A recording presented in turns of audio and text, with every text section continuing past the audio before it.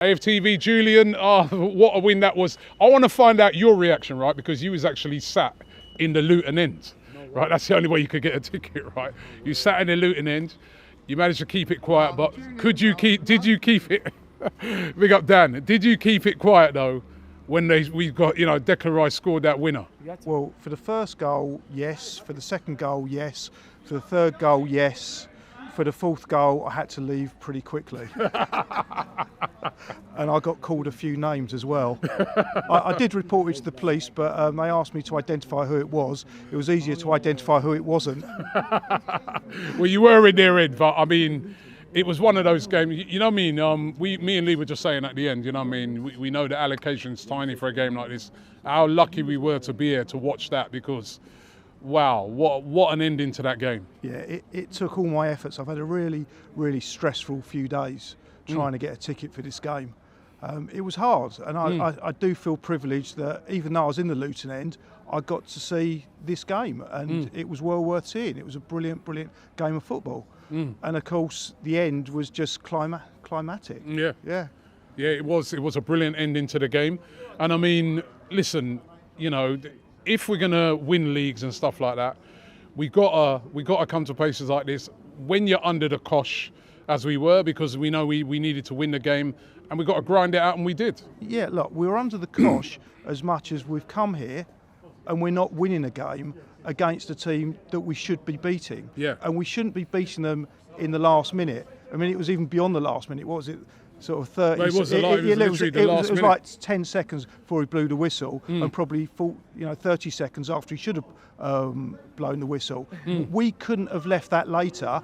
And if you look at it from a kind of less excited perspective, then it should never have come to that, because we shouldn't be going to teams like this and having to scrape a win, because that's what we did. And there was that's the Premier League though, and we saw Liverpool come here, you know what I mean, and look how many teams Liverpool put to the sword, and Liverpool came here and it was a last minute equaliser for them, not even a winner. Yeah. So it shows how difficult a place this is going to be. We just assume and we look on it and think Luton 3 points, but they make it very tough here. I mean, you can look at it from different perspectives. If you look at their last few games since November, then yes, they've only lost. The games they've lost have been by very slight margins. Yeah. They went to Old Trafford. They had the same amount of shots on target as Man United. They lost by 1 goal. They've beaten Palace. They've drawn with Liverpool. The only game they really got sort of dominated in is Brentford. So on that basis, yes, we've done well to win here. But then again, I'm kind of reinforcing, if we want to win the league, we can't keep winning by such slight margins. There's something that Jamie Carragher said, and I don't often agree with Jamie Carragher, but to be fair, I don't often understand what Jamie Carragher's saying, so I might agree with him. But this particular interview had subtitles, and what he said was that we can't keep winning by these slight margins, because eventually it's not going to work in our favour. And we come to grounds like Luton, and if we don't win, I don't think we're in a position to be able to win the league. Yeah, but we did win, and you can spin it another way and say, if City would have come here there and done that, they would have said, you see, that's the mentality of champions. You know what I mean? What they've done, you know what I mean? They ain't been at their best, but you know what? They came back from because remember, we were behind. It was 3-2, and have managed to win the game. So you can look on it both ways. It's a long season. You are going to have nights like this throughout that season. And the main thing to do is when you're having those nights is to still get a win. Yeah, and exactly as you said, because the other perspective is we've come away from home and we've scored 4 goals and we've kept going. We had the mentality to win because we kept going to the end. We didn't give up, and that's another sign of champions, that you just keep giving up. It doesn't matter what time it's on the clock, 1 minute, 97 minutes, you keep going. You have the belief. And they had the belief today.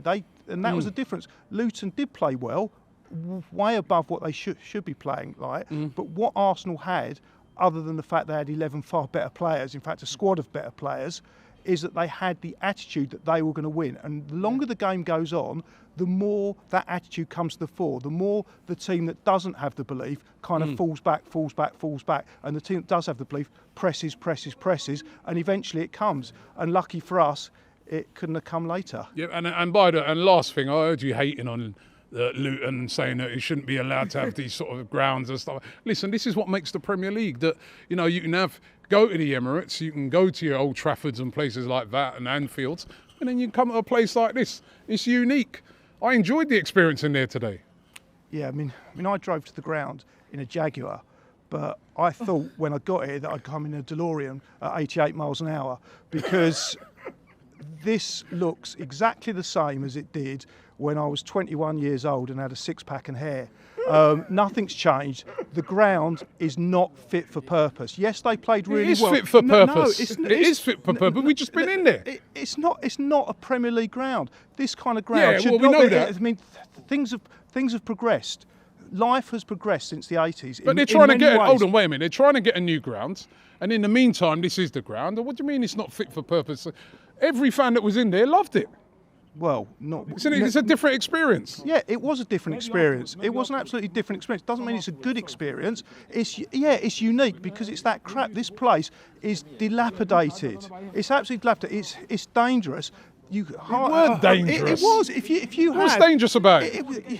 I don't know what it was like in your end, but where I went in, there was hardly any space. You could have crushes. The views were poor. The facilities it's an were old excellent. school ground. Yeah, Come on. But the other thing, I mean, it was really slippery where I was sat. So when I jumped up, I fell over. It was the seat I was sat on was cracked. You are literally starting to get a reputation. It was soaking wet on my seat because there was no roof. I had to borrow a Luton scarf to wipe the seat so I didn't have a wet bottom. There was plenty of things to be upset about. So you know you're starting to get a reputation as a snob. You know what I mean? Like when you go to ground. So seriously, old school ground, a unique experience. There'll be fans watching this around the world thinking, look at it, look. You know what I mean? So they'll be. Look at it. Yeah, but I don't know. It's a unique experience. So there'll be fans around the world saying, "I'd love to come here. I'd love to come here." You know what I mean? You were so desperate to come here. You paid big money to go into your weigh-ins.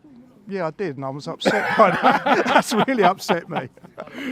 Yeah. Welcome back to the Forever Arsenal podcast. Black, white, young, old, knees on there, disabled, abled, man, it doesn't. Smith Rowe didn't get a minute yesterday, not a minute that needs minutes. Where's he going to get his minutes from now? Get your notifications on, ladies and gentlemen. Tactical's out tomorrow. I think the idea of Mesut Ozil was better than the actual reality of Ozil at Arsenal. Your mic, not turn your camera off. For the audio listeners, Lee's in pieces. Lee's in pieces.